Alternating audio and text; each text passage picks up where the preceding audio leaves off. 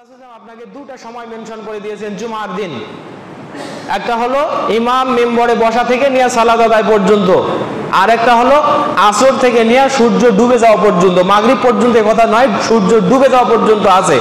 তাহলে এই সময়গুলো বেছে বেছে আপনি আল্লাহকে ডাকেন, আপনার আল্লাহর কাছে দোয়া করেন, আল্লাহ আপনার ডাক কবুল করে নেবে। কোনো ব্যক্তি যদি জুমার দিনে অথবা জুমার রাতে মারা যায়, আল্লাহ রাব্বুল আলামিন ওই ব্যক্তিকে কবরের ফিতনা থেকে বাঁচিয়ে দেন। এটা হলো মৃত্যুর একটি ক্লাস। কোন ব্যক্তি যদি জুমার দিন অথবা জুমার রাতে, মানে গত রাত যে রাত গেল এটা ছিল জুমার রাত, আজকের দিন, এই দিনে অথবা রাতে কেউ যদি মৃত্যুবরণ করে, আল্লাহ নবী বলছেন তাকে আল্লাহ তাআলা কবরের ফিতনা থেকে বাঁচিয়ে দেবেন। তো যার ঈমান আল্লাহর প্রতি নাই সেও যদি মরে তারও কি না, ঈমান থাকা শর্তে এই কথা। অবশ্যই ঈমানদার মুসলিম হতে হবে। যে বেঈমান তার জন্য আবার কিসের অফার? তাহলে এটা আরেকটি মর্যাদা জুমার দিনের। জুমার দিন মৃত্যুবরণ করলে ঈমান থাকা সত্ত্বে আল্লাহ রাব্বুল আলামিন তার কবরের ফিতনাগুলো মাফ করে দেবেন অথবা ফিতনা হালকা করে দেবেন, আল্লাহু আলাম। আপনি ইচ্ছা করে জুমা ত্যাগ করে ওই ব্যক্তিটা মুনাফিকি করে, কি করে? তাহলে আমরা বলতে পারি ওই হাদিস থেকে জুমা ত্যাগ করা মুনাফিকির আলামত, আলামাতুন নিফাক। কোন ব্যক্তি যদি তিন জুমা ইচ্ছাকৃতভাবে ত্যাগ করে, মানে তিন জুমা ইচ্ছা করে এই মসজিদে না আসে, আল্লাহ নবী সাল্লাল্লাহু আলাইহি ওয়াসাল্লাম বলছেন ওর অন্তরটাকে সিলগালা করা হয়। সিলগালা বোঝেন? মানে ওই অন্তর বাতিল, ওই অন্তর আর কোনোদিনও আল্লাহর দিকে ফিরে আসবে না, ওটা জাহান্নামের জন্য সৃষ্টি হয়েছে। বলেন, কথা বুঝে যদি থাকেন, কয়দিন জুমা ত্যাগ করলে এই অবস্থা হবে? 3 দিন। 3 দিন যদি কেউ ইচ্ছা করে জুমার সালাত ত্যাগ করে, আল্লাহ নবী বলছেন তাবা আল্লাহু আলা কলবিহি, আল্লাহ তাআলা তার অন্তরকরণে মোহরাঙ্কিত করে দেন, ওই অন্তরটা আর কোনোদিন ইসলামে ফিরে আসবে, মানে সৃষ্টি হয়েছে জাহান্নামের জন্য। আজকে জুমার দিন, এই দিনটিকে আল্লাহর নবী মুহাম্মদুর রাসূলুল্লাহ সাল্লাল্লাহু আলাইহি ওয়াসাল্লাম বলেছেন ইয়াউমুল ঈদ, ঈদের দিন।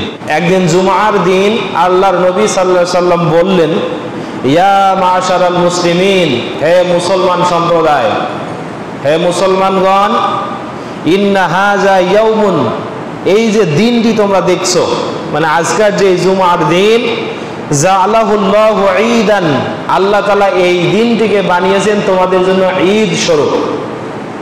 কি স্বরূপ? ঈদ স্বরূপ। ঈদ, ঈদের দিন যেমন মুসলমান সমাজে খুশির বন্যা বয়ে যায়, সুন্দর কাপড় পরিধান করে, একে অপরকে কুশল বিনিময় করে, শ্রদ্ধা ভালোবাসা ইত্যাদি জানায়, তেমনি মুসলমানদের জীবনে বছরে আরো 52টি দিন আছে যেটাকে নবীর ভাষায় ঈদ বলা হয়েছে, তা হলো জুমার দিন। সুবহানাল্লাহি বিহামদিহি। জুমার দিন হলো মুসলমানদের ঈদের দিন। এরপরে আল্লাহ নবী সাল্লাল্লাহু আলাইহি ওয়াসাল্লাম বলছেন, এই জুমার দিন তোমাদের করণীয় কি? ফাগতাসিলু, তোমরা জুমার দিন গোসল করো। ওয়ামান কানা ইনদাহু তিবুন ফালা ইয়াদুররুহু আন ইয়ামুসসা মিনহু, তোমাদের কারো হাতে যদি সুগন্ধি থাকে এই সুগন্ধি ব্যবহার করো। ওয়া আলাইকুম বিসওয়াক, তোমাদের মুখমণ্ডল পরিষ্কার করো, দাঁতগুলো সুন্দর করো, মেসওয়াক করো। যে জন্য হাদিসটি শোনালাম, হাদিসের ভিতরে আল্লাহ নবী একটা কথা বলেছেন, সেটা হলো শুক্রবার মুসলমানদের জন্য কিসের দিন? ঈদের দিন। এই হাদিস মুয়াত্তা মালিকের ভিতরে আসছে, ইবনে মাজাহ 1098 নম্বরে আসছে। ঈদের দিন যদি হয়েই থাকে, কি কারণে জুমার দিন মুসলমানদের জন্য ঈদের দিন হলো, এ ব্যাপারে কয়েকটি হাদিস আগে শোনাই। আল্লাহর নবী মুহাম্মদুর রাসূলুল্লাহ সাল্লাল্লাহু আলাইহি ওয়াসাল্লাম জুমার দিনের ফজিলত সম্পর্কে বলছেন, আন আবি হুরায়রা রাদিয়াল্লাহু তাআলা আনহু قال قال রাসূলুল্লাহ সাল্লাল্লাহু আলাইহি ওয়াসাল্লাম, আল্লাহর নবী মুহাম্মদ সাল্লাল্লাহু আলাইহি ওয়াসাল্লাম বলেন, খায়রু ইয়াউমিন তালাআত আলাইহি শামসু ইয়াউমাল জুমআহ, সপ্তাহের যে দিনগুলি আছে তার মধ্যে উত্তম যে দিনে সূর্য উদিত হয় সে দিনটা হলো জুমার দিন। সপ্তাহের অন্যান্য দিনগুলোতেও সূর্য উদিত হয়, তবে সর্বোত্তম সূর্য হলো ওই দিনের সূর্য যে সূর্যটা শুক্রবারের দিনে উদিত হয়। তার মানে ওই দিনটার বরকতের কারণে সূর্যটাও বরকতময় হয়ে যায়। সুবহানাল্লাহ। আল্লাহ নবী বলছেন সপ্তাহের যে বরকতময় দিনগুলো আছে, খয়র উত্তম দিনগুলো আছে, তার মধ্যে শুক্রবার হলো সর্বোত্তম দিন। এরপরে বলছেন খুলিকা আদম ফিহে, ওই দিনে আল্লাহ তাআলা আদম আলাইহিস সালামকে সৃষ্টি করেছেন, 1 নম্বর বৈশিষ্ট্য। এরপরে বলছেন ফিহে উদখিলাল জান্নাহ, ওই দিনে আদম আলাইহিস সালামকে আল্লাহ তাআলা জান্নাতে দিয়েছেন। তৃতীয় ওয়াফিহে উখরিজা মিনহা, এবং ওই দিনে শুক্রবারেই তিনি জান্নাত থেকে আদম আলাইহিস সালামকে বের করেছেন। আবার বলছেন ওয়ালা তাকুমুস সাআতু ইল্লা ফি ইয়াউমিল জুমআহ, জেনে রাখো কিয়ামত যখন সংগঠিত হবে সে দিনটাও হবে শুক্রবার দিন। তাহলে আল্লাহ নবী সাল্লাম বললেন সপ্তাহের উত্তম দিন হলো জুমার দিন বা শুক্রবারের দিন। এই দিনে আল্লাহ তাআলা আদমকে সৃষ্টি করছেন, এই দিনে আদমকে জান্নাতে দিয়েছেন, এই দিনে আদমকে জান্নাত থেকে বের করেছেন। আবার এই দিন হলো এমন দিন যে দিনে কিয়ামত সংগঠিত হবে। এরপরে আল্লাহ নবী সাল্লাল্লাহু আলাইহি ওয়াসাল্লাম আবার বলছেন ইন্না ফিল জুমাতি, নিশ্চয় জুমার দিন লাসাআতুন, একটি সময় আছে, লা ইউআফিকুহা আবদুন মুসলিমুন ইয়াসআলুল্লাহ ফিহি খায়রান ইল্লা আতাহু ইয়াহু, ওই সময়টার ভিতরে একজন মুসলিম আল্লাহর কাছে যে দোয়া করে, কল্যাণকর যে দোয়া আল্লাহর কাছে মুসলমান করে, সব দোয়াগুলো আল্লাহর কাছে গৃহীত হয়, কবুল হয়। মানে শুক্রবার এমন একটা সময় আছে যে সময় আল্লাহর কাছে বান্দা যাই চাইবে বান্দাকে আল্লাহ তাই দিয়ে দেবেন। এ ওয়াদা করেছেন বিশ্বনবী সাল্লাল্লাহু আলাইহি ওয়াসাল্লাম। কথা বলেন, নবীর নাম শুনলে দরুদ পড়তে হয়। এরপরে বলছেন তবে এই সময়টা কখন, এ ব্যাপারে আমি হাদিস খুঁজে খুঁজে দেখেছি। এইটা খুঁজে বের করতে আমার অন্তত 6 থেকে 7 ঘন্টা লাগছে, কারণ হাদিসগুলো একখানে নেই, সব বিক্ষিপ্ত অবস্থায় আছে বিভিন্ন অধ্যায়ে অধ্যায়ে। আপনার প্রশ্ন হতে পারে শুক্রবার ওই সময়টা আমি আল্লাহর কাছে দোয়া করতে চাই, তো কখন দোয়াটা করব? সকাল থেকে সন্ধ্যা পর্যন্ত কি দোয়া করব? হ্যাঁ, বিবেক তো তাই বলে সকাল থেকে সন্ধ্যা পর্যন্তই আপনি দোয়া করবেন। তবে আপনার জন্য অফার বলছি আমি, আল্লাহর নবী সাল্লাল্লাহু আলাইহি ওয়াসাল্লাম কিছু নির্দিষ্ট সময়ের কথাও বলছেন। ওই সময়গুলোতে আল্লাহকে ডাকলে আল্লাহ আপনাদের ডাকগুলো পুরা করে নেবেন। আমি বলছি না, আল্লাহর নবী মুহাম্মদ সাল্লাল্লাহু আলাইহি ওয়াসাল্লাম, এই হাদিস আসছে সহিহ মুসলিমের ভিতরে, তিনি বলছেন, রাসূল সাল্লাল্লাহু আলাইহি ওয়াসাল্লাম বলছেন ওয়াহিয়া সাআতুন খাফিফা, জেনে রাখো যে সময়টাতে আল্লাহকে ডাকলে আল্লাহকে পাওয়া যায়, আল্লাহ তোমার দোয়া কবুল করে নেয়। এই সময়টা অত্যন্ত সূক্ষ্ম সময়, ছোট্ট সময় অথবা অস্পষ্ট সময়। খাফিফা মানে একদম ছোট, এটার ব্যক্তি কম, সময়টা একেবারে সংক্ষিপ্ত, সুতরাং সাবধান হতে হবে। এছাড়াও আবি বুরায়দা রাদিয়াল্লাহু তাআলা আনহু এবং আবু মুসা আশআরী রাদিয়াল্লাহু, দুজনে হাদিস বর্ণনা করছেন। তেনারা বলছেন সামিতু রাসূলুল্লাহ সাল্লাল্লাহু আলাইহি ওয়াসাল্লাম ইয়াকুল ফি শানি সাআতিল জুমআহ, আল্লাহর নবী মুহাম্মদ সাল্লাল্লাহু আলাইহি ওয়াসাল্লাম জুমার ওই নির্দিষ্ট সময়টার সম্পর্কে বলছেন। কি বলছেন? হিয়া মা বাইনা আই ইয়াজলিসাল ইমামু ইলা আন তাখজাস সালাত, এই সময়টা হলো ওই সময় যেই মুহূর্তে ইমাম সাহেব খুতবা দেওয়ার জন্য মেম্বরে বসেন, তারপরে যখন সালাত শেষ করেন, মেম্বরে বসা থেকে সালাত শেষ করা পর্যন্ত এই সময়টাকে বলা হয় ওই নির্দিষ্ট সময়। মানে এই সময়টার মধ্যেই আল্লাহ তাআলা তোমাদের দোয়াগুলো কবুল করে নেন। তাহলে একটা সময় পাইলাম। তবে একটা হাদিসে বললাম, ওটা সহিহ বুখারীর হাদিস। সহিহ বুখারীতে এই হাদিসটা আছে 5294 নম্বরে।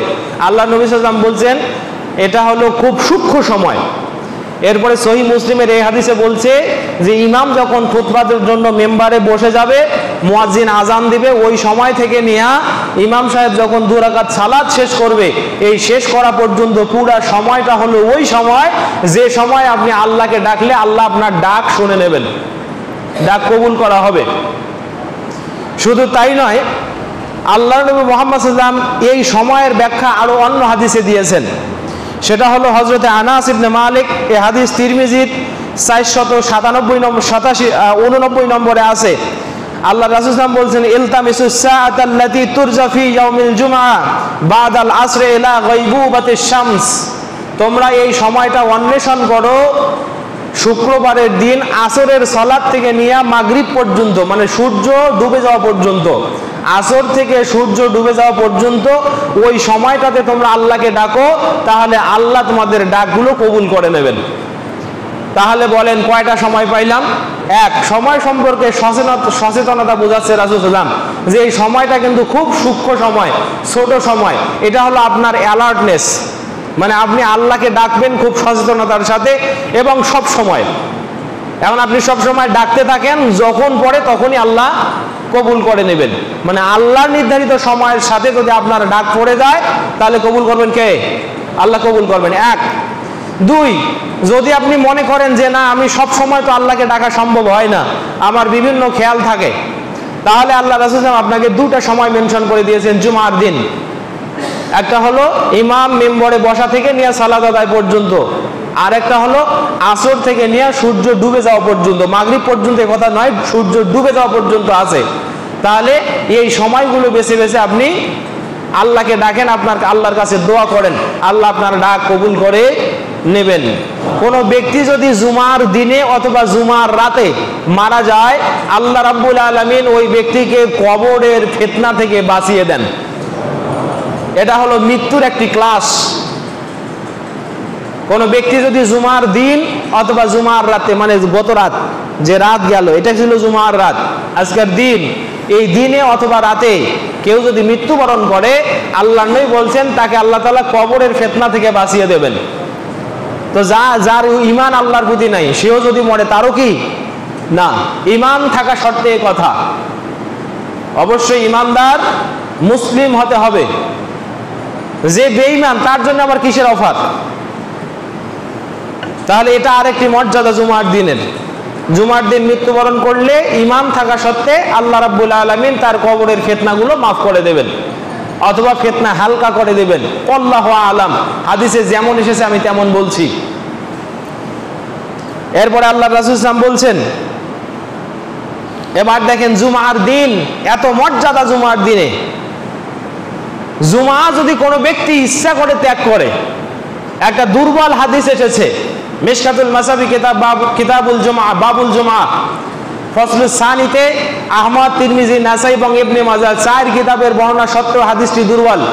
আল্লাহ নবী সাল্লাল্লাহু আলাইহি ওয়াসাল্লাম বলছেন, কোন মান তারাকা জুমাআতা মুতাআম্মিদান আও গায়রা যালিক ফাহুয়া ফিন নিফাক। যে ব্যক্তি ইচ্ছা করে জুমা ত্যাগ করে ওই ব্যক্তিটা মুনাফিকি করে। কি করে? তাহলে আমরা বলতে পারি ওই হাদিস থেকে জুমা ত্যাগ করা মুনাফিকির আলামত, আলামাতুন নিফাক। এছাড়াও যে হাদিসটি আমি আপনাকে শোনাচ্ছি এখন, আল্লাহ রাসূল সাল্লাল্লাহু আলাইহি ওয়াসাল্লাম বলছেন, মান তারাকা সালাসাতে জামআন তাহাওয়ানান বিহা তাবাআল্লাহু আলা কলবিহি। কোন ব্যক্তি যদি জুমা 3 জুমা ইচ্ছাকৃতভাবে ত্যাগ করে, মানে 3 জুমা ইচ্ছা করে এই মসজিদে না আসে, আল্লাহ নবী সাল্লাল্লাহু আলাইহি ওয়াসাল্লাম বলছেন ওর অন্তরটাকে সিলগালা করা হয়। সিলগালা বোঝেন? মানে ওই অন্তর বাতিল, ওই অন্তর আর কোনোদিনও আল্লাহর দিকে ফিরে আসবে না, ওটা জাহান্নামের জন্য সৃষ্টি হয়েছে। বলেন কথা বুঝে যদি থাকেন কয়দিন জুমা ত্যাগ করলে এই অবস্থা হবে?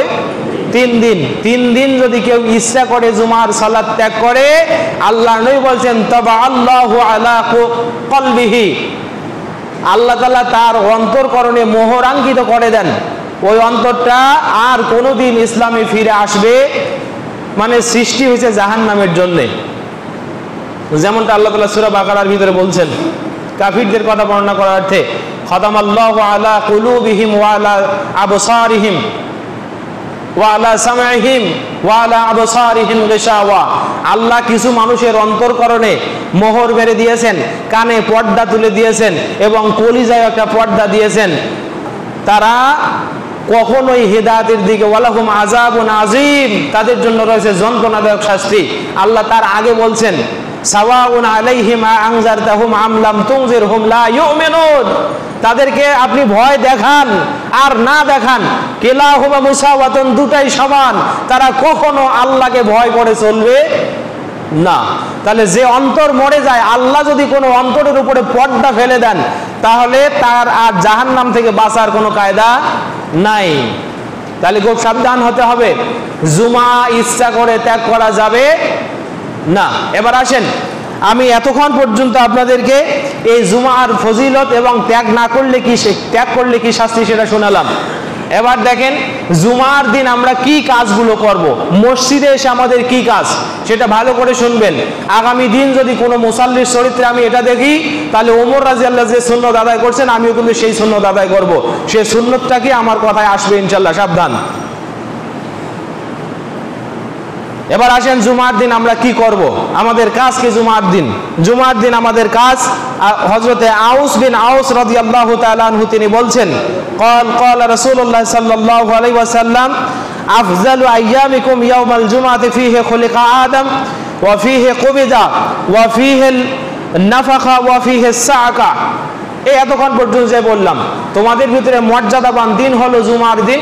ওই দিনে আদমকে সৃষ্টি করা হয়েছে, তার দেহে রুহু দেয়া হয়েছে এবং ওই দিনে কিয়ামত হবে। ওই দিনে আবার ফুৎকার মেরে জমিন থেকে জাগানো হবে, মানে কিয়ামতে হিসাবের জন্য মানুষকে উত্তোলন করা হবে।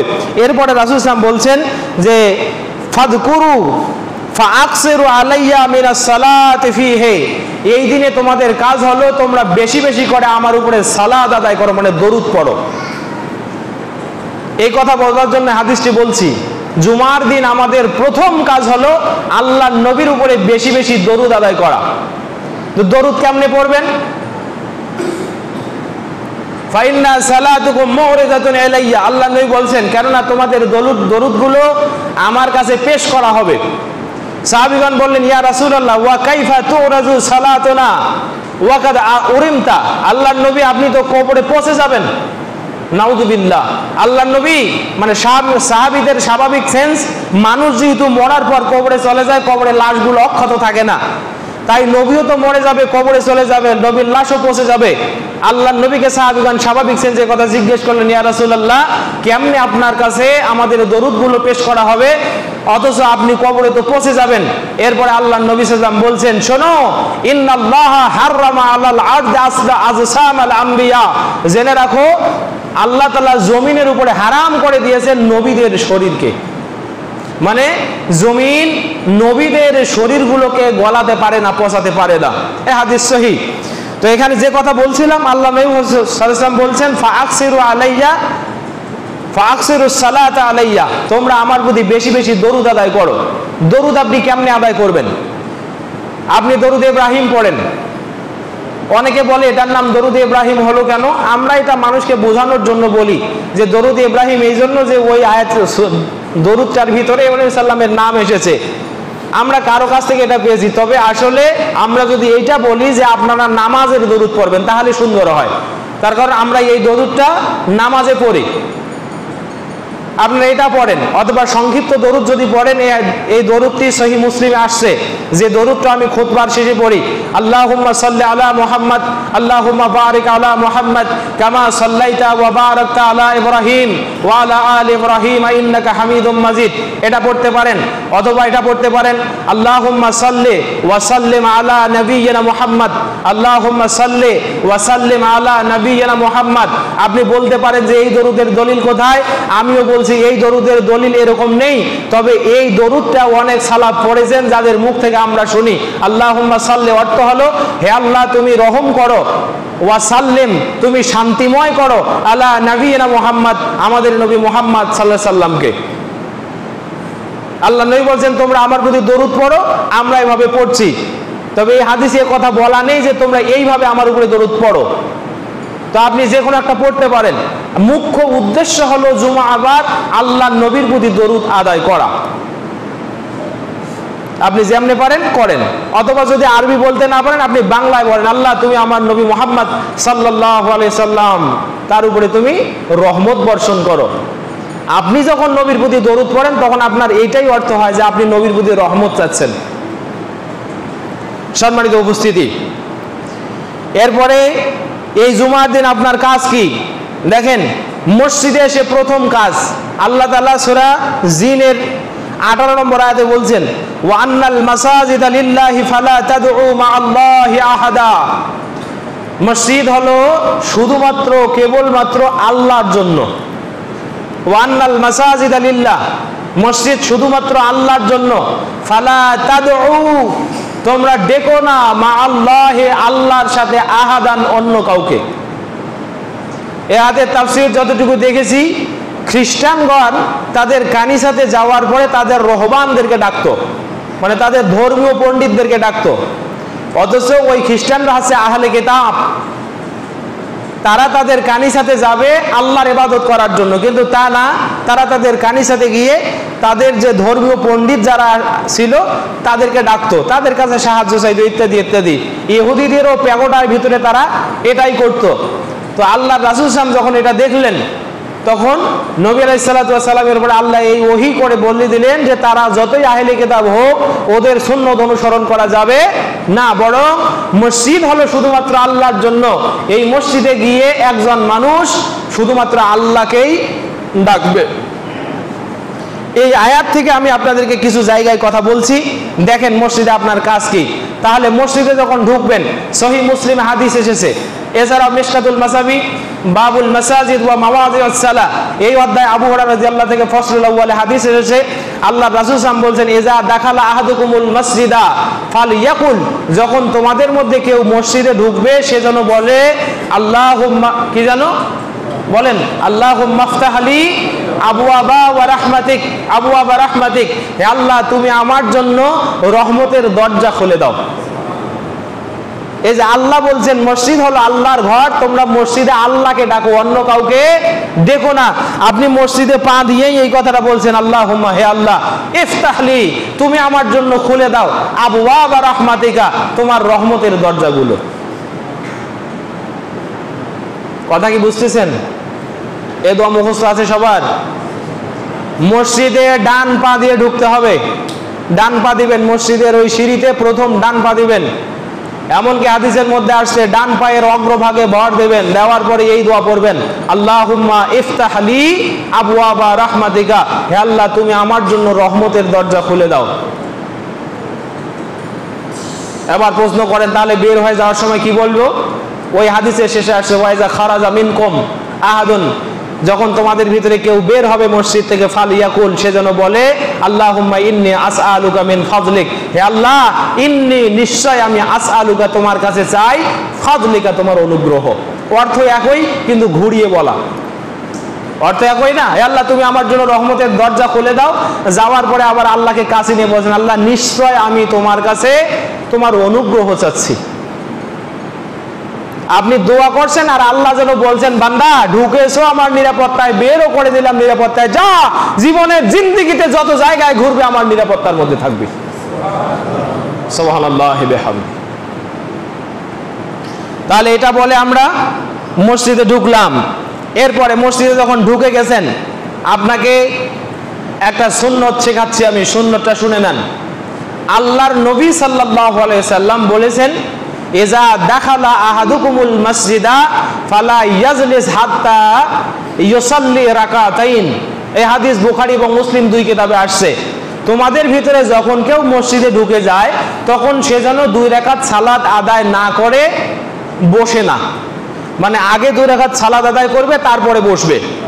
কিন্তু আমাদের দেশের মসজিদে তো লালবাতি জ্বালানো আছে, খুতবা চলাকালীন অবস্থায় সালাতের নিয়ত বাঁধিবেন না, আছে না নাই? 80% মসজিদ, বাংলাদেশে 80 বললে ভুল হবে, 95% মসজিদে এই কথা লিখে দেওয়া আছে। এই কথা যে হাদিস বিরোধী এবং আল্লাহর নবীর ফতোয়া বিরোধী, এই কথা আপনাকে আমি কিভাবে বুঝাই? দেখেন, বানিয়ে বলছি না, আল্লাহর নবীর হাদিস। আল্লাহ রাসূল সাল্লাল্লাহু আলাইহি সাল্লাম বলছেন, এই হাদিস জাবির ইবনে আব্দুল্লাহ রাদিয়াল্লাহু তাআলা আনহু বর্ণনা করছেন। আল্লাহ রাসূল সাল্লাল্লাহু আলাইহি বলছেন যে ইজা জাআ আহাদুকুম ইয়াউমাল জুমআতি ওয়াল ইমামু ইয়াখতুব ফালইয়ারকা রাকাতাইন ওয়াল ইয়াজবিস ফীহিমা। তোমাদের মধ্যে যখন কেউ মসজিদে এসে যায় আর সে দেখতে পায় ইমাম খুতবা দিচ্ছে, ওয়াল ইমামু ইয়াখতুব, ইমাম খুতবা দিচ্ছে, এটা সে দেখছে। লোকটা মসজিদে ঢুকে গেল, ইমাম খুতবা দিচ্ছে, এটা সে দেখতে পাচ্ছে। আল্লাহর নবী তবুও বলছেন ফাল ইয়ারকা রাকাতাইন, সে যেন 2 রাকাত আদায় করে, আর ওয়াল ইয়াজলিস ফীহিমা, আর ওই 2 রাকাত সে সংক্ষিপ্ত করে পড়বে। মানে সংক্ষিপ্ত হলেও 2 রাকাত আদায় করতেই, যে বেটা লিখে দিল এখানে যে লাল বাতি জ্বলছে, এই সময় কোন সালাতের নিয়ত বাঁধবেন না, এই হাদিস যদি তার বিপক্ষে কিয়ামতে দাঁড়ায়, ও জান্নাতে যাবে? এটা তো আল্লাহর নবীর সুন্নতের অপমান।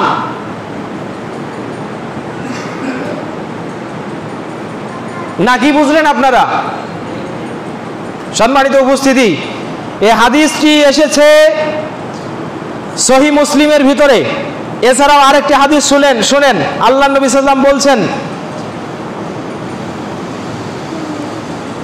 এই হাদিসে জাবের রাদিয়াল্লাহু বলছেন যে রাসূল সাল্লাল্লাহু আলাইহি ওয়াসাল্লাম বলেছেন, যা রাজুলুন এলান নবী সাল্লাল্লাহু আলাইহি ওয়াসাল্লাম, আল্লাহর নবীর কাছে এক ব্যক্তি আসলো, ওয়া ইয়াখতুবুন নাস, আল্লাহর নবী সাল্লাল্লাহু আলাইহি ওয়াসাল্লাম ওই সময় মসজিদে মানুষদের উদ্দেশ্যে খুতবা দিচ্ছিলেন, মানে জুমার দিন। ফাকালা সাল্লাইতা ইয়া ফুলান, হাদিস দৃষ্টে বোঝা যাচ্ছে যে লোকটি এসে রাসূল সাল্লাল্লাহু আলাইহি ওয়াসাল্লামের সামনে হয়তো বসার উপক্রম। আল্লাহর নবী বললেন, আসাল্লাইতা ইয়া ফুলান, হে অমুক, তুমি কি সালাত আদায় করেছো? সাহাবী বলল, ইয়া রাসূলুল্লাহ, আমি সালাত আদায় করি নাই। আল্লাহ নবী সাল্লাল্লাহু আলাইহি ওয়াসাল্লাম ফাসাল্লি ফারকা রাকাতাইন, তুমি 2 রাকাত আদায় করো, তারপর বসো। আল্লাহ নবী মসজিদে খুতবা দিচ্ছে মিম্বরে দাঁড়িয়ে, সাহাবী এসে এমন উপক্রম হয়েছে মনে হচ্ছে বসে যাচ্ছে। তখন আল্লাহ নবী প্রশ্ন করলেন, আসাল্লাইতা, তুমি কি সালাত আদায় করেছো? সাহাবী বলল, ইয়া রাসূলুল্লাহ, না, আমি সালাত আদায় করি নাই। আল্লাহ নবী বললেন, কুম ফাসাল্লি, দাঁড়াও, সালাত আদায় করো। কি বুঝলেন? এটা হলো মসজিদের হক। এবার দেখেন, জুমাতে আসছেন, আরেকটি কথা, জুমাতে এসেছেন, ইমাম খুতবার মিম্বরে বসে আছে, বাইরে মুয়াজ্জিন আজান দিচ্ছে। এখন আপনি আজানের অপেক্ষায় দাঁড়িয়ে আছেন যে আজানটা শেষ হোক, তারপরে সালাত আদায় করব। এটা কিন্তু হাদিসের বরখেলাপ। কেন? এরকম কোনো পরিস্থিতি সাহাবীদের জীবনে হয় নাই। বরং আল্লাহ রাসূল সাল্লাল্লাহু আলাইহি ওয়াসাল্লাম যে আদেশ করেছেন, দেখেন, আল্লাহ নবী সাল্লাল্লাহু আলাইহি ওয়াসাল্লাম মসজিদে খুতবা দিচ্ছেন, আর হযরতে আব্দুল্লাহ বিন মাসউদ ওই দরজার একটা গেটে পা তুলেছেন, আর একটা পা দরজার বাইরেই আছে, মানে চৌকাঠ পেরিয়েছেন একটা পা, আর একটা পা বাইরেই আছে, তুলবেন। আল্লাহ নবী সাল্লাল্লাহু আলাইহি ওয়াসাল্লাম বলছেন যে ইজলিসু, তোমরা বসে যাও। সাহাবীদেরকে আদেশ করলেন, তোমরা বসে যাও। এখন আব্দুল্লাহ বিন মাসউদ রাদিয়াল্লাহু ওই যে সিঁড়ির এক পা পিছনে এক পা সামনে, ওই সিঁড়ির উপরে ওইভাবে বসে গেলেন। রাসূল সাল্লাল্লাহু আদেশ করছে তোমরা বসে যাও, সাহাবী আর চিন্তা করে নাই যে আমি কোথায় আছি, সিঁড়ির ওই চৌকাঠের উপরেই বসে গেলেন। এরপরে আল্লাহ নবী সাল্লাল্লাহু আলাইহি ওয়াসাল্লাম হাসছেন আর বলছেন, এ আব্দুল্লাহ বিন মাসউদ, ইয়া আব্দুল্লাহ, তুমি সামনে আসো, হাইয়া, সামনে আসো, ওখানে বসার দরকার নাই, সামনে এসে বসো। মানে তোমাকে ওই জায়গায় বসতে হবে, আমি এটা বলি নাই, এটা স্বাভাবিক হালত। তার মানে বুঝতে হবে রাসূল সাল্লাল্লাহু আলাইহি ওয়াসাল্লামের সাহাবীগণ আল্লাহর নবীকে কিভাবে অনুসরণ করেছেন, এটা হলো অনুসরণের মাত্রা। আপনি ওই জন্য অপেক্ষা করবেন না যে মুয়াজ্জিনের আজান শেষ হোক আর আমি তারপরে সালাত আদায় করি। বরং রাসূল সাল্লাল্লাহু আলাইহি ওয়াসাল্লামের আদেশ হলো, ইজা জা আহাদুকুমুল মাসজিদা ফালইয়ারকা রাকাতাইন, তোমাদের ভিতরে কেউ মসজিদে আসলেই তার উপরে ওয়াজিব, এটা আমর গায়েব, তার উপরে ওয়াজিব হলো সেজন্য প্রথম 2 রাকাত সালাত আদায় করে। তারপরে মুয়াজ্জিন আজান দেখ বা না দুক, ইমাম খুতবা দিক আর না দুক, আপনি যেই মুহূর্তে মসজিদে আসছেন, শুধু জুমা আবারই না, অন্য যে কোনো সময়, এবং এই জুমায় ঢোকার সময়ে যে 3 সময়ে নামাজ আদায় করা নিষিদ্ধ, যে 3 সময় নামাজ আদায় করা নিষিদ্ধ, এই নিষিদ্ধ সময়ও যদি কোনো ব্যক্তি মসজিদে ঢুকে যায়, তবুও সে মসজিদে ঢুকে প্রথম 2 রাকাত সালাত আদায় করবে। কথা বুঝতে পেরেছেন সম্মানিত উপস্থিতি? তাহলে আমরা মুয়াজ্জিনের আজান শেষ হওয়ার জন্য অপেক্ষা করব। এখন দেখেন, আপনি বলতে পারেন যে মুয়াজ্জিনের আজানের উত্তর দেওয়া তো আমার প্রতি দায়িত্ব, আমি মুয়াজ্জিনের আজানের উত্তর দেব না। এই মুহূর্তে ভাই মুয়াজ্জিনের আজানের উত্তর দেওয়ার চেয়ে মসজিদের হক আদায় করা আপনার প্রতি জরুরি। আশা করি বুঝতে পেরেছেন। এই আমল কারো থাকলে পরিবর্তন করে নেবেন ইনশাআল্লাহ। সম্মানিত উপস্থিতি, তাহলে আমরা মসজিদে ঢুকে প্রথম কাজ দোয়া পড়া, এরপরে মসজিদে 2 রাকাত সালাত আদায় করা। আপনি যেই মুহূর্তে মসজিদে ঢুকে গেলেন, আপনাকে কিছু মামনু কাজ শোনাই। মসজিদে কোন কোন কাজ নিষিদ্ধ? মহিলারা কি আসছে না নাই? আমার মায়েরা বোনেরা ভালো করে শুনবেন, আপনাদের জন্য এই কথা, এবং সব কথাই সমানভাবে প্রযোজ্য। সব কথা যদি ভুলে যান, এই কথাগুলো ভুলবেন না। হযরতে আয়েশা রাদিয়াল্লাহু তাআলা আনহা বলছেন, আল্লাহ রাসূল সাল্লাল্লাহু আলাইহি ওয়াসাল্লাম বলেন, আমারা রাসূলুল্লাহ সাল্লাল্লাহু আলাইহি ওয়াসাল্লাম বিবিনাইল মসজিদা ফিদ-দুর ওয়া আন তুনাজ্জাফা ওয়া তুতাইয়াবা। আয়েশা রাদিয়াল্লাহু বলছেন, রাসূল সাল্লাল্লাহু আলাইহি ওয়াসাল্লাম আদেশ করেছেন, তোমরা মহল্লাগুলোতে মসজিদ নির্মাণ করো, তোমরা মহল্লাগুলোতে মসজিদ নির্মাণ করো, আর এই মসজিদটাকে তুতাইয়াবা পবিত্র রাখো, ওয়া তুনাজ্জাফা পরিষ্কার পরিচ্ছন্ন রাখো। এক, তাহলে এটাও কিন্তু মসজিদের হক। মসজিদ যদি নির্মাণই করেন, এরপরে মসজিদ ঠিকঠাক আবাদ হবে না এমনটা করা যাবে না। মসজিদ আবাদের অংশের মধ্যে প্রথম যেটা, সেটা হলো মসজিদকে অবশ্যই ঝকঝকে চকচকে সুন্দর রাখতে হবে, পুত ও পবিত্র রাখতে হবে। অন্য একটি হাদিসে আমি দেখেছি মুসনাদে বাজ্জার, আল্লাহ নবী সাল্লাল্লাহু আলাইহি ওয়াসাল্লাম বলছেন, তোমরা মসজিদগুলোতে সুগন্ধি ব্যবহার করো। এই হাদিস সহিহ, তবে উৎকট সুগন্ধি এগুলো পরিহার করতে হবে। মৃদু সুগন্ধি ব্যবহার করবেন, যেন যেটা সকলের সহ্য, সকলের সহন ক্ষমতায় থাকে, এরকম সুগন্ধি মসজিদে থাকা ভালো। এরপরে আল্লাহ রাসূল সাল্লাল্লাহু আলাইহি ওয়াসাল্লাম বলছেন, শোনো,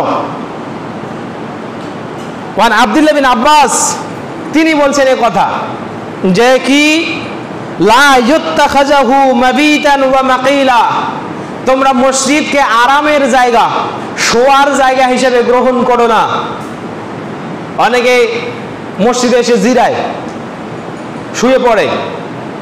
মসজিদ, আল্লাহ নবী অপর হাদিসে বলছেন, লাম তুবনা লিহাযা, এই কারণে মসজিদ নির্মাণ করা হয় নাই, বরং মসজিদ নির্মাণ করা হয়েছে কোন কারণে? ইবাদতের জন্য। ফালা তাদউ মা আল্লাহি ইলাহা, মানে মসজিদের জন্মই হলো এই মসজিদ আল্লাহর ইবাদত হবে, এখানে শুয়ে কেউ বিশ্রাম করতে পারবে না। এই কথাটা রাসূলের নয়, তবে আব্দুল্লাহ বিন আব্বাস জলিলুল কদর সাহাবী, তিনি বলছেন যে তোমরা মসজিদকে লা ইউত্তাখাযুহু, গ্রহণ করো না, মাবিতান, বিছানা হিসাবে, ফেরাশ, বিছানায় যেমন পিঠ হেলিয়ে শুয়ে থাকা হয়, মসজিদে তোমরা পিঠ হেলিয়ে শুয়ে থাকো না। ওয়ালা মাকিলা, এবং এই মসজিদ, এটাকে তোমরা অল্প একটু রাহাতের জায়গা বা আরামের জায়গা হিসেবে গ্রহণ করো না। তার মানে মসজিদ আরামের জায়গা এবং শোয়ার জায়গা নয়।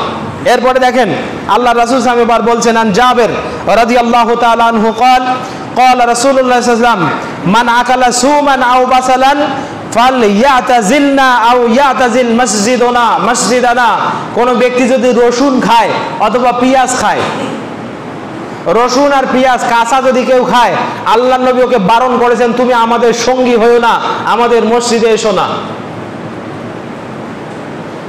ফাইনাল মালাইকাতা তাতাআজ্জা, কেননা এই গন্ধে আরেকটা হচ্ছে আরেকটি পাতার কথা আল্লাহ রাসূল সাল্লাল্লাহু আলাইহি ওয়াসাল্লাম বলছেন, সেটা হলো কোরাস, মানে লিক পাতা। লিক পাতা বোঝেন? আচ্ছা, এবার এটার ব্যাখ্যাটা একটু দেই। জর্দা খান না অনেকে? জর্দা মানে যে পাতা দিয়ে মানুষ সাময়িক নেশা পূর্ণ করে, না খাইলে পেট ফুলে যায়, অনেকের আছে না নাই? এই পাতা এই ধরনের যেগুলো নেশার উদ্রেক করে, লিক পাতা, এই ধরনের পাতা মুখে দিয়ে অনেকে কথা বলে, গন্ধ আসে না? তামাকের পাতা, জর্দা, আরো কত ধরনের কত কি যে আছে, গুল, এগুলো মুখে দেয়। এগুলা সম্পূর্ণরূপে মুখে দিয়ে মসজিদে আসা সম্পূর্ণরূপে একবারে নিন্দনীয় কাজ। আল্লাহ নবী সাল্লাল্লাহু আলাইহি ওয়াসাল্লাম তাকে নিষেধ করেছেন, তুমি যদি এগুলা খাও, কাঁচা খাও অথবা লিক পাতা বা এই তামাক জর্দা ইত্যাদি মুখে দাও, তোমার মসজিদে আসার কোনো দরকার। ফাল ইয়াতাজিলনা, তুমি আমাদের সঙ্গ ত্যাগ করো। ওয়াল ইয়াতাজিল মসজিদানা, তুমি আমাদের মসজিদ ত্যাগ করো, আমাদের মসজিদে আসার দরকার নেই। বিড়ির ব্যাপারে সামনের দিন ওয়াজ করবো ইনশাআল্লাহ। এবার আসেন তাহলে এই সমস্ত, এবার আসেন তাহলে কাঁচা রসুন আর কাঁচা পেঁয়াজ এটা কেউ খেয়ে মসজিদে আসবেন না। আল্লাহ রাসূল সাল্লাল্লাহু আলাইহি ওয়াসাল্লাম বলছেন এটা হলো দুর্গন্ধ আর ফেরেশতারা এটাতে কষ্ট পায়। জেনে রেখো ফেরেশতা ওই জায়গায় কষ্ট পায় যে জায়গায় বনি আদম কষ্ট পায়। আল্লাহ রাসূল সাল্লাল্লাহু আলাইহি ওয়াসাল্লামের সামনে রসুনের গন্ধ আসছে, তিনি নাকটা এইভাবে ঝাড়ছেন আর বলছেন কে, তুমি বের হয়ে যাও। তাহলে কাঁচা রসুন পেঁয়াজ খেয়ে মসজিদে আসা যাবে না, নিষেধ করেছেন রাসূল সাল্লাল্লাহু। তবে আপনি রান্না করে খাইতে পারেন, রান্না করলে এটা দুর্গন্ধ চলে যায়। সম্মানিত উপস্থিতি, তাহলে এই বিষয়গুলো খেয়াল রাখা দরকার। এরপরে রাসূল সাল্লাল্লাহু আলাইহি ওয়াসাল্লাম বলছেন, আন আনাস রাদিয়াল্লাহু তাআলা আনহু আন্না রাসূলুল্লাহ সাল্লাল্লাহু আলাইহি ওয়াসাল্লাম ক্বাল আল বুযাকু ফিল মসজিদ খাতিয়াতুন, মসজিদে থুতু ফেলা এটা হলো নোংরামি, এটা হলো গুনাহের কাজ। এটা তো টাইলসের মসজিদ, স্বভাবত এই রুচি থেকে কেউ থুতু ফেলবে না, কিন্তু নাক পরিষ্কার করে ফেলতেছে, আছে না? ওই যে পা খোঁচটায়, পায়ের মরা চামড়া খুলে খুলে মসজিদে ফেলে দেয়, এটা সম্পূর্ণরূপে গর্হিত কাজ। আল্লাহ রাসূল সাল্লাল্লাহু আলাইহি ওয়াসাল্লাম বলছেন, আমি তোমাদেরকে শোনাই দিচ্ছি, শোনো, আল বুযাকু ফিল মসজিদ ইয়াউমাল কিয়ামা, যে ব্যক্তি মসজিদে থুতু ফেললো, কেবলার দিকে হয়ে মসজিদে থুতু যারা ফেললো, কিয়ামতের দিন আল্লাহ তাআলা তাকে তুলবেন, ওয়া হুয়া ফি ওয়াজহি, এই থুতু এই নোংরামি তার মুখের উপরে লাগিয়ে দিবেন আল্লাহ তাআলা। তাহলে মসজিদে কোনো নোংরা জিনিস আবর্জনা যেমন ফেলবো না, আমাদের শরীর এই যে পাকা দাড়ি, পাকা চুল, লোম ইত্যাদি অনেকে টেনে তুলে মসজিদে ফেলে দেয়, এগুলো মসজিদে রাখা পাপের কাজ, ভালো কাজ নয়। এটা আমি বলছি না, এটা পাপের কাজ। কিসের কাজ?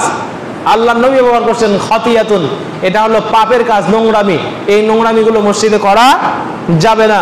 সম্মানিত উপস্থিতি, এরপরে আসেন আল্লাহ রাসূল সাল্লাল্লাহু আলাইহি ওয়াসাল্লাম বলছেন,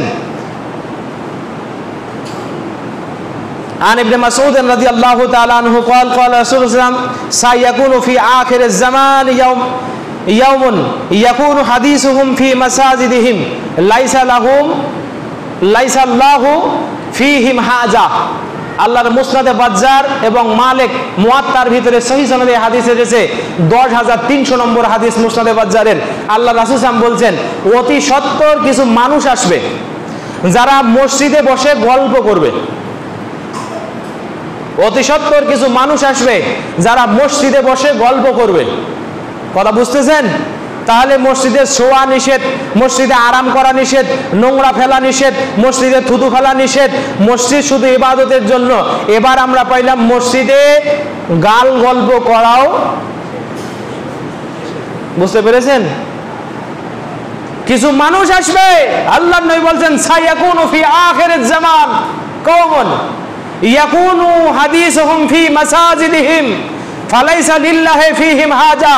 আল্লাহর কাছে তাদের কোনো প্রয়োজন নাই, আল্লাহ ওদের ইবাদত বিন্দু মাত্র চোখ দিয়ে দেখবেন না।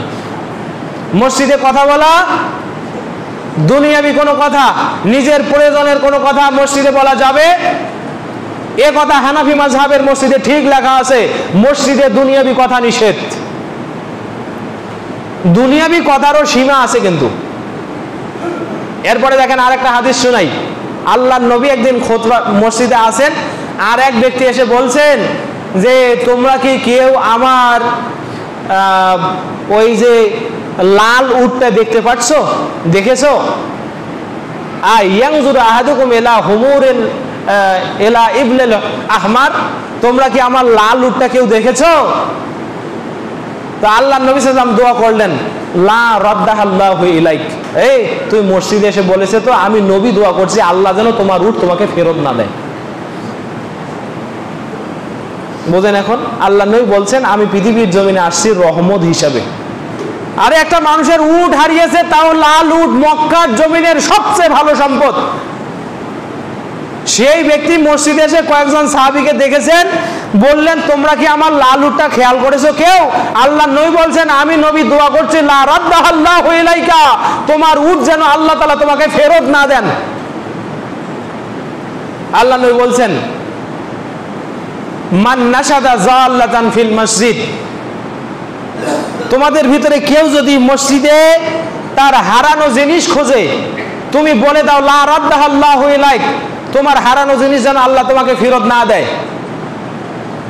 তোমাদের মধ্যে কেউ যদি মান ইয়াবিউ আও ইয়াবতাবিউ ফিল মাসাজিদ, কেউ যদি মসজিদে ব্যবসা বাণিজ্য নিয়ে কথা বলে, কেউ যদি মসজিদে নিজের কি বলে রিজিক আজকারের পথ ইত্যাদি নিয়ে কথা বলে, আল্লাহ রাসূল সাল্লাল্লাহু আলাইহি ওয়াসাল্লাম বলছেন ফাল ইয়াকুল, তুমি বলো লা আরবাহাল্লাহু তিজারাতাক, আল্লাহ তোমার ওই ব্যবসাতে বরকত না দেখ। তার মানে মসজিদ, আল্লাহ রাসূল সাল্লাল্লাহু আলাইহি ওয়াসাল্লাম শেষে বলছেন ফাইনাল মসজিদ লাম তুবনা লিহাজা, মসজিদগুলো এই জন্য নির্মাণ করা হয় নাই। তাহলে যদি বুঝে থাকেন মসজিদের সম্পর্কে এই সমস্ত কাজ হলো নিন্দনীয় কাজ, মসজিদে আপনি হারানো জিনিস খুঁজতে পারবেন না। বাংলাদেশের 99% মসজিদে হারানো জিনিস খোঁজা হয়, মাইকিং করে দেওয়া হয় যে অমুকের একটি গরু হারিয়ে গেছে। আপনারা শুনছেন কিনা, আমাদের ওই দিকে খুব হয় এগুলো। আমি আমার আব্বা যে মসজিদে বাজার মসজিদে খুতবা দেয়, একদিন এই কথা বলেছি, আর বললো বাবা এই হাদিস তো জীবনে শুনি নাই, যাক আজ থেকে বাদ দিলাম। এরপরে আমি তো বাড়িতে থাকিনি, এখন হয় কিনা আল্লাহ আলাম, তবে তারা কথা দিয়েছে আর মসজিদে এই হারানো মাইকিং করবে না। আপনারা মসজিদে হারানো বিষয়ে কোনো বস্তুর মাইকিং করবেন না, এটা হাদিসে সরাসরি নিষেধ করা আছে। মসজিদে দুনিয়াবি কোনো কথা বলবেন না। এরপরে এই মসজিদে নিজের ব্যবসা বাণিজ্যের লাভ ক্ষতি ইত্যাদি নিয়ে কোনো কথা বলবেন না। লাভের জন্য যদি শেয়ার করেন, রাসূলের দোয়া হলো লা আরবাহাল্লাহু ফি তিজারাতিক, তুমি দোয়া করে দাও আল্লাহ যেন তার ব্যবসায় বরকত না দেয়। কথা বুঝতে পেরেছেন? তাহলে এই বিষয়গুলো থেকে আমরা সাবধান থাকবো ইনশাআল্লাহ। আর অনেক কথা ছিল।